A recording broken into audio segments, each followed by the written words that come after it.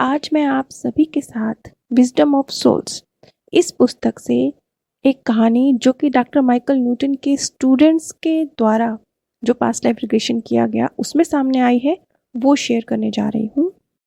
ये कहानी एक अंग्रेज महिला की है, लेकिन ताकि हम इस सत्य कहानी के पात्रों के साथ आसानी से कनेक्ट हो सके इसलिए मैंने इन्हें भारतीय नाम प्रदान किया है, लेकिन कहानी की पृष्ठभूमि विदेशी ही है। ये कहानी एक 50 वर्षीय महिला स्मृति की है। स्मृति जो कि जब 20 वर्ष की थी तब उनका विवाह हुआ और उनके विवाह क्योंकि एक जान पहचान के व्यक्ति के द्वारा ही उनका विवाह हुआ था।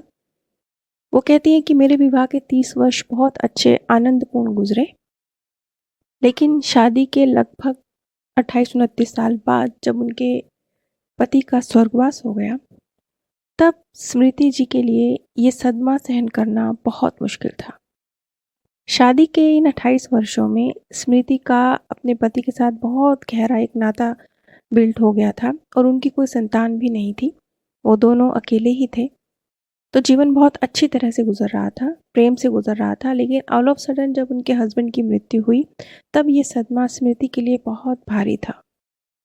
वो काफ़ी वक्त डिप्रेशन में भी रहीं अपने हस्बैंड के जाने के बाद, लेकिन फिर उन्होंने एक बार फिर अपनी लाइफ की कमांड अपने हाथ में लेने का फैसला लिया और लगभग 50-51 वर्ष की आयु में उन्होंने एक बार फिर से अपने लिए एक नया पार्टनर तलाश करने की कोशिश करी।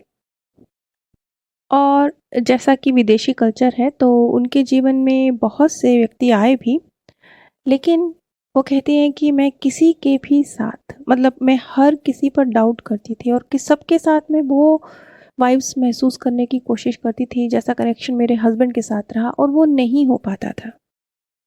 हर रिश्ता, हर जो नया व्यक्ति मेरे जीवन में आता था, मैं कभी भी उसके साथ वो खुशी महसूस नहीं कर पाती थी जैसा कि मैं अपने हस्बैंड के साथ जीवन में महसूस करती रही। इस वजह से मैंने कोशिश तो करी कि मैं नया पार्टनर ढूंढूं और आगे बढ़ूं, लेकिन मैं ऐसा कर नहीं पा रही थी। अब हम स्मृति के PLR पर आते हैं।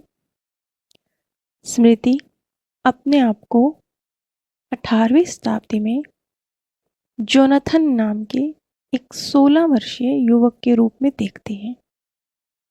वो कहती हैं, मैं बहुत खुश हूँ क्योंकि आज जिस लड़की से मैं बहुत बहुत प्यार करता हूँ, बचपन से करता हूँ, आज मैं उससे अपने प्रेम का इजहार करने जा रहा हूँ। आज एक पार्टी का आयोजन किया गया है, उसमें बहुत से लड़के लड़कियों को इनवाइट किया गया है। मैं भी उस पार्टी में जाने वाला हूँ और जिस लड़की मारिया से मैं प्रेम करता हूँ वो भी उस पार्टी में आने वाली है। जोनाथन आगे बताते हैं कि मारिया एक अच्छे परिवार से ताल्लुक़ रखती है, कंपैरेटिवली जोनाथन के बेहतर परिवार से ताल्लुक़ रखती है।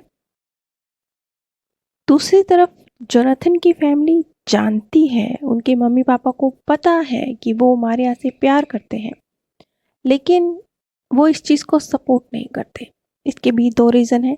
एक तो वो उनसे बेहतर परिवार से ताल्लुक़ रखती है, दूसरा जोनाथन की आयु अभी बहुत कम है, वो सिर्फ 16 वर्ष का है।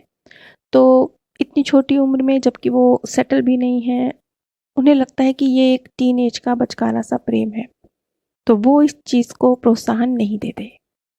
लेकिन जोनाथन को इन बातों से कोई फर्क नहीं पड़ता। जोनाथन आज तहे दिल से बहुत बहुत खुश है और अपने बेहतरीन ड्रेसअप में बेहतरीन तरीके से तैयार होकर वो आज मारिया को प्रपोज करने वाला है। उसने फैसला लिया है, पूरा एक प्लान बनाया है कि मैं मारिया के साथ आज पार्टी में डांस करूँगा, फिर मैं उसे घर छोड़ने जाऊँगा और मैं रास्ते में उसे एक गिफ्ट दूँगा और अपने प्यार का इजहार करूँगा। पूरी एक प्लानिंग के साथ जोनाथन आज उस पार्टी में गया, लेकिन उस पार्टी में जोनाथन अकेला नहीं है। बहुत सारे हैंडसम और अच्छे घरों के युवक हैं जो उस पार्टी में इनवाइट किया गया है। और मारिया के पास उन सभी युवकों का तांता लगा हुआ है। तो मारिया के पास बहुत अधिक समय नहीं है कि वो जोनाथन को समय दे पाए। वो जो अन्य लड़के हैं उनके साथ भी बातें कर रही है, समय बिता रही है, डांस कर रही है। जोनाथन को ये अच्छा तो नहीं लग रहा, लेकिन वो क्या कर सकता है।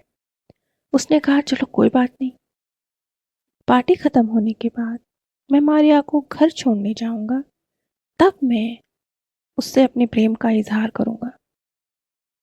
लेकिन ऐसा कुछ नहीं हुआ। मारिया किसी और युवक के साथ अपने घर को चली गई और जोनाथन जो बहुत लंबा चौड़ा पूरा तैयार होकर आया था कि आज मैं ऐसे और ऐसे और ऐसे करूंगा, वैसे कुछ भी नहीं हुआ।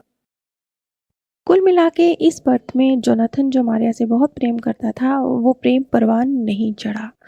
और उस छोटी सी उम्र में, नाजुक सी उम्र में जोनाथन के लिए ये गहरा सदमा था, क्योंकि जोनाथन के लिए उसका प्यार सच्चा था, वो उसका बचपन का प्यार थी।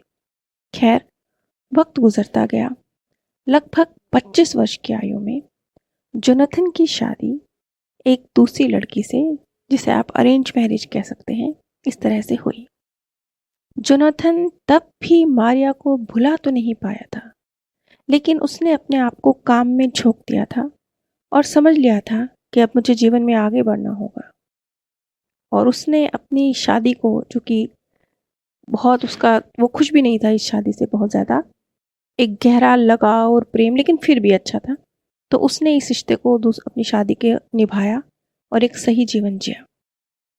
मृत्यु के बाद जब जोनाथन अपने मार्गदर्शक से मिला,